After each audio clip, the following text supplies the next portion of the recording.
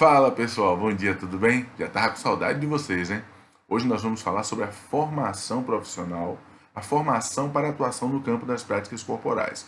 Eu quero deixar bem nítido para vocês, quando eu estou falando de práticas corporais, eu estou falando das expressões, sejam individuais, coletivas, que acontecem no campo da escola, fora da escola e que tem determinadas manifestações, sejam os esportes, as lutas, as danças, as ginásticas, os folguedos, as brincadeiras, os jogos, que vão de forma identitária, voltados seja para a saúde, seja para a educação, seja para a interação social, que vão permear a vida em sociedade. Então, eu estou falando de um campo amplo de desenvolvimento de práticas.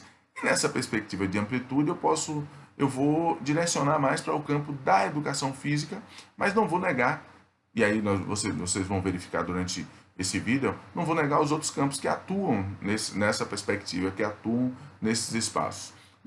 Num primeiro momento, então, eu diria que, tentando fazer uma divisão dessa atuação, nós temos, na verdade, dois campos específicos, os campos formais e os campos não formais.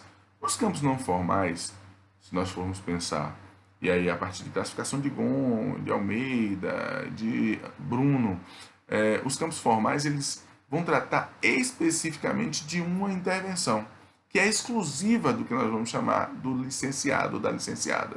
Tá? No campo das práticas corporais, na educação física, é esse profissional que na escola, na educação básica, vai atuar, vai ter uma formação específica para atuar nessa perspectiva. No campo não formal, esse é um campo mais amplo. No campo não formal, ou seja, fora das escolas, nós temos aí possibilidades formativas. Por que possibilidades formativas, gente? Preferencialmente, eu acredito que o profissional, que o bacharel em educação física, ele domina ou tem requisitos na sua formação que vão garantir uma apropriação melhorada de determinados campos, de intervenção. Mas eu não posso negar os profissionais de outras áreas. Eu não posso negar os profissionais da dança, os profissionais da luta, os práticos, ou conhecidos como provisionados, que atuam também nesse campo. Mas no quesito formação, eu queria aqui começar a abordar com vocês como é que isso se dá ou como é que isso vem se dando. A primeira coisa que eu queria trazer para vocês é uma resolução que determina o processo formativo, tanto em um campo, ou seja, tanto na escola, como fora da escola, no que diz respeito à educação física. Nós temos agora em vigência, na verdade nós temos aí 2018 até o final de 2020, a necessidade de que os cursos de formação se adequem a uma resolução, a resolução 6 de 2018, de dezembro de 2018, que o MEC estabelece, processos formativos. E como é que esse processo formativo estabelecido aí, que é obrigatório para a formação específica de profissionais de nível superior no campo do conhecimento denominado educação física, essa resolução ela estabelece dois processos formativos básicos. Um primeiro que que vai ser chamado de etapa comum. Essa etapa comum vai dar conta onde licenciados e bacharelados vão estar articulados, e essa etapa comum vai dar conta de tratar questões biopsicológicas, sociais, articulando uma série de conhecimentos anatômicos, fisiológicos, de avaliação de prescrição, de reconhecimento de técnicas de estudo. Então, essa formação inicial, ou essa etapa comum aos cursos de bacharelado e licenciatura, ela vai, durante as 1.600 horas, dar uma percepção maior do que diz respeito ao próprio sujeito, ao próprio ser humano, às próprias questões que estão relacionadas a como se desenvolver e como estar nos ambientes sociais. A etapa específica ela vai se dividir, ela vai, na verdade, o bacharelado ele vai ter um direcionamento voltado a partir do que estabelece a diretriz, que estabelece eixo da saúde, eixo do esporte, eixo da cultura e lazer, e nessa etapa de 1.600 horas também vão ser direcionados para a intervenção ou para a perspectiva de intervenção fora do contexto da escola. Cada curso, cada instituição vai determinar, a partir da sua regionalidade, a partir daquilo que ele tem como processo, ou como foco formativo, ou como estabelecimento do mundo do trabalho, direcionamento do mundo do trabalho, ele vai estabelecer suas linhas de atuação. No outro, o eixo comum, ou melhor, desculpa, o eixo específico que diz respeito à licenciatura também vai trabalhar com essas nuances das 1.600 horas. Entretanto, a própria diretriz estabelece a necessidade de trabalhar ou desenvolver políticas no âmbito educacional, introdução à educação, estabelecer didática, porque a preocupação aí é uma preocupação de atuação, de intervenção naquilo que nós chamamos no campo formal de ensino. Então, a atuação voltada à educação básica, tá? Os seus diversos níveis, o reconhecimento dos seus diversos níveis, pensar na educação infantil, pensar no ensino fundamental, pensar no ensino médio, pensar na perspectiva de inclusão, não estou dizendo, e no bacharel também há a obrigatoriedade, inclusive, de tratar a questão da atividade adaptada, mas no campo da licenciatura você tem esse diálogo mais voltado às práticas escolares, tá? Eu diria que ambas, isso a diretriz também trata, vão pensar a atuação e intervenção formativa, a formação desse profissional, desse professor, dessa professora, desse ou dessa profissional e professor, professora, baseado em três questões, três linhas de raciocínio. Que ele tenha acesso a dimensões, a partir dos conteúdos que vão ser trabalhados, dimensões procedimentais, conceituais e atitudinais, tá?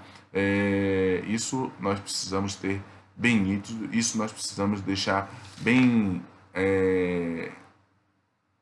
observado, porque não trata-se de pensar só o saber fazer, não trata-se de pensar só o conhecer, o saber como saber conhecer, não só o saber ser, não só, mas sim articular essa amplitude de trato, no caso das práticas corporais, de maneira que nós possamos realmente desenvolver uma formação que seja melhorada, que venha a atender as necessidades de cada sujeito, de cada grupo de sujeitos que nos procurar para desenvolver essas ações ou para estar à frente da gestão dessas ações. Mas o que é que o Wilson acredita que seria? Nós temos aí uma formação, que essa formação é uma formação específica da educação física. Nós, em segundo, então, primeiro momento, eu diria que eu estou adotando como preferencial a formação para atuar no campo das práticas corporais, esse profissional, essa linha ou esse campo do conhecimento, mas nós não podemos negar a existência de outros campos do conhecimento. Nós não podemos negar os profissionais que têm a sua formação específica e vão atuar nas práticas corporais. Nós não podemos negar, e aí falando a título de nível superior, saindo do nível superior, nós não podemos negar os profissionais das lutas que têm formações a partir de cada associação e que vão atuar no campo das práticas corporais. Nós não podemos negar, então observe que nós temos esse potencial formativo de outros campos.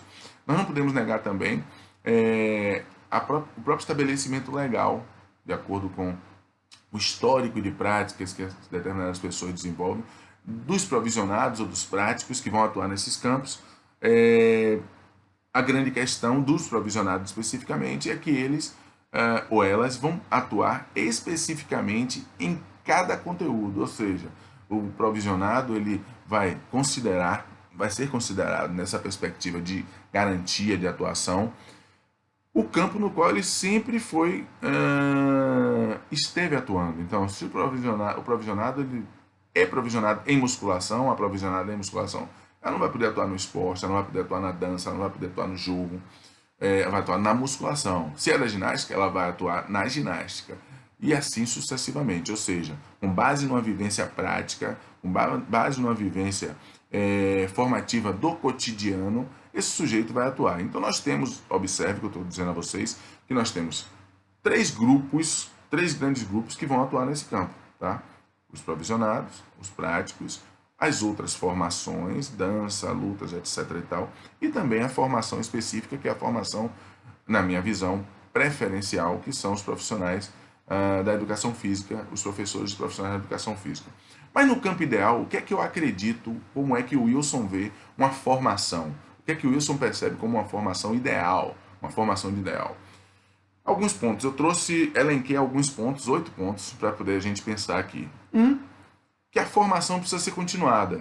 Por que continuado, Wilson? Porque Porque nós estamos num mundo em transformação, descobertas diversas. Então é preciso que essa formação ela aconteça constantemente. Quem está atuando com o outro, quem está atuando com o grupo, ele precisa, no campo das práticas corporais, em outros campos, estar constantemente em formação. 2. Essa formação ela precisa ser uma formação reflexiva, crítica, porque você precisa analisar as minúcias daquela ação que você está promovendo. Eu preciso pensar e repensar a minha prática, repensar como é que eu vou desenvolver essa ação formativa. 3. Ela tem que ser baseada em evidências, lógico. Baseada em evidências contextualizadas, e hoje nós temos como ter acesso a essas informações em tempo real. Há 50 anos atrás, nós não tínhamos como ter acesso a informações, a um processo que acontecia no Chuí, a um processo que acontecia aqui em Salvador, a um processo que acontecia em outro estado, num lapso de tempo curto. Hoje nós temos, com acesso à internet, acesso a evidências, a contextualizações, a perspectivas muito facilmente. Então a formação precisa ser nessa linha de raciocínio. Uma outra questão, o quarto ponto, é que ela precisa articular ensino, pesquisa e extensão. Ô Wilson, por que isso não por que essa articulação? Porque eu tenho que entender nuances de como desenvolver essas ações, de como promover esse processo formativo, que tenha como base a experiência humana, quando eu falo na pesquisa, a experiência humana sendo elaborada, observada, verificada, essas evidências que eu falei anteriormente, realmente percebidas, ou se eu não consigo desenvolver ou articular determinadas informações que eu acho difusas na sociedade, eu vou pesquisar para ver o melhor caminho, ou para ver possíveis caminhos. E a extensão que ela vai possibilitar para a gente vivências e experiências que realmente acontecem no cotidiano, que acontecem no dia a dia. E o ensino baseado em teorias, baseado também em evidências, baseado em teorias e em articulações da vida humana, da própria percepção do homem dentro da história da humanidade. O quinto ponto diz respeito àquilo que eu falei na pontinha lá do tópico anterior, do tópico anterior que eu falo antes de entrar nesse ideal. Essa formação ela precisa ser baseada ou articulada a partir de dimensões diferentes, tratos diferentes de cada conteúdo. Tá? Ela precisa ser abordada a partir da percepção do procedimento, do gesto motor, do saber fazer. Eu preciso saber fazer, aprender a fazer. Tá? Eu preciso, também na perspectiva conceitual, saber por que eu estou fazendo, saber conhecer. Eu preciso saber ser, e aí a perspectiva de dimensão atitudinal, eu preciso ter consciência das atitudes, valores, normas que estão envolvidas nesse meu fazer, e também eu preciso levar em consideração as questões factuais, os fatos, os acontecimentos, conhecer e me inserir nesse campo. Então, nós temos 4 perspectivas ou 4 dimensões que precisam estar presentes nesse ato formativo. 6. Que ela dialogue com outros campos do conhecimento. Nós temos uma complementariedade necessária hoje. Hoje nós falamos em atuações multiprofissionais, mas em compensação, essa atuação que dialogue, ela precisa dialogar a partir de limites e possibilidades, tá bom? 7, que vai considerar a individualidade de cada sujeito, de cada grupo. Esse processo formativo ele tem que olhar a história de vida, ele tem que olhar o saber do outro, os saberes que a outra traz, para que esse processo se dê de uma forma motivacional, de uma forma realmente envolvida e envolvente. Tá? 8, que articule múltiplas dimensões do ser humano. Então, estou tratando da cultura, estou tratando do biológico, do social, do histórico, do presente. Na verdade, o que nós temos aí é um processo articulado de aprendizado, uma relação onde se doa quem ensina, se doa quem está sendo aprendente, uma relação que possa, de fato, promover uma formação com qualidade, promover uma formação que dê conta das realidades. Tá? Esses seriam os pontos, ou melhor, aquilo que eu entendo como ideal nesse processo formativo. Mas aí tem outras questões que eu queria trazer para vocês. A primeira é que quem atua nesse processo formativo, quem atua no corpo, quem atua com o outro, com a outra, ele precisa pensar o seguinte, na minha forma de enxergar. Ele precisa proporcionar a esse sujeito que ele dialogue consigo, com seu corpo, com as suas perspectivas, com as suas dimensões, que ele dialogue com o corpo do outro, com o outro, com a outra, e que ele dialogue também com o ambiente que está ao seu redor. Mas fazendo isso como, Wilson? Fazendo isso articulando determinadas questões, articulando os conhecimentos adquiridos pela humanidade, aí a ciência, os folguedos, a cultura popular, a política, todas as questões que o acúmulo humano tem trazido precisam ser observadas para esse processo de desenvolvimento formativo. Logicamente, o desejo, outro ponto a ser observado, é o desejo desse cliente, desse estudante, desse aprendente, e o desejo mediado pelos limites e possibilidades, porque muitas vezes o desejo dele ou dela, que busca você para desenvolver, ele não consegue ser alcançado por melhor e mais treinável que possa ser esse sujeito, porque existem limites corporais, existem limites estruturais que muitas vezes não permitem, e o profissional que está nessa ponta formativa, ele tem que ter consciência disso, até para explicar, para sinalizar ao outro, à outra, que existem limites.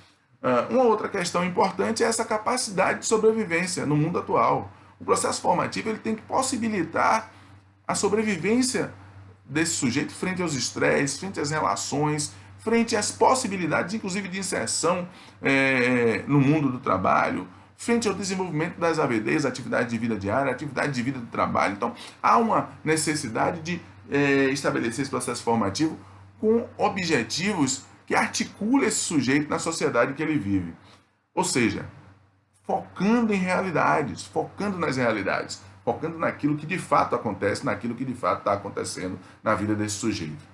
E por fim, eu diria que esse processo formativo tem que ser baseado ou pautado em princípios éticos, princípios que ampliem, na perspectiva de ampliação, eles possam ampliar o desenvolvimento psicocognitivo-motor dos sujeitos, mas que ele possa também ter essa especificidade ética nos espaços da especificidade, nos espaços onde os objetivos, aí assim, vai depender dos objetivos que se busca, que se deseja, ou que se estabelecem, esses objetivos eles têm que estar articulados em perspectivas éticas. E esses objetivos normalmente vão estar pautados em algumas perspectivas. Primeiro, são as instituições nas quais as práticas são desenvolvidas, elas estabelecem missões, visões e objetivos. Então, quem está dentro do processo formativo precisa enxergar vamos dizer assim, essas diretrizes estabelecidas, articular, na verdade, essas diretrizes com o próprio campo do conhecimento. Então, existem diretrizes específicas, existem formas de pensar o movimento, as práticas corporais a partir de cada campo. Lembra que no começo lá eu falei de 3 possibilidades formativas. Aqui é do campo da educação física, aquelas que têm campos profissionais de ensino superior, outros, como a dança, e aquelas que não são no campo superior, outros com mais lutas, mas também o processo formativo ou o processo de desenvolvimento dos práticos. Tá? Então, é preciso articular esse processo formativo ao campo do conhecimento, de forma que o profissional vai atuar naquilo que o campo do conhecimento tem como objeto de estudo, aquilo de intervenção. Outra questão é pensar naquilo que o seu cliente, naquilo que o seu aluno, que o seu aprendente busca. Ele tem desejo, sinaliza necessidades. Sejam necessidades de sobrevivência, o profissional pode dizer, você faz aquela prática ou você vai adquirir e asseverar determinadas enfermidades, comorbidades. Ou pelo desejo de estar à frente, de estar próximo. Então, essa articulação e, por fim, logicamente, articulando com o próprio formador, com o próprio profissional, o próprio professor que vai ser aquele gestor, aquele que vai conduzir o processo formativo. Que esse profissional, esse professor, ele precisa ter competências e habilidades para aquela área de formação, e intervenção.